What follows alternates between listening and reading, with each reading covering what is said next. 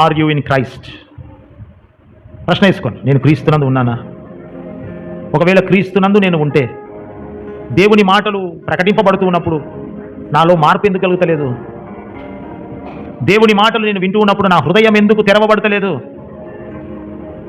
దేవుని మాటలు వింటూ ఉన్నప్పుడు నా జీవితం ఎందుకు బాగుపడతలేదు? దేవుని మాటలు నేను వింటూ ఉన్నప్పుడు నా యేసయ్యను నా హృదయంలోనికి నేను ఎందుకు ఆహ్వానించడం లేదు?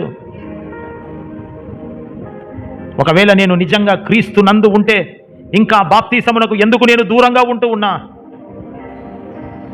ఒకవేళ నిజముగా నేను క్రీస్తునందు ఉంటే ఇంకా పాప రోత బ్రతుకు ఎందుకు బ్రతుకుతూ ఉన్నా? ఒకవేళ నిజముగా క్రీస్తునందు నేను ఉంటే ఇంకా నాలో రేగెత్తుతున్న శరీర క్రియలను నేనెందుకు ఆ శరీర క్రియలు అనుసరిస్తూ ఉన్నా?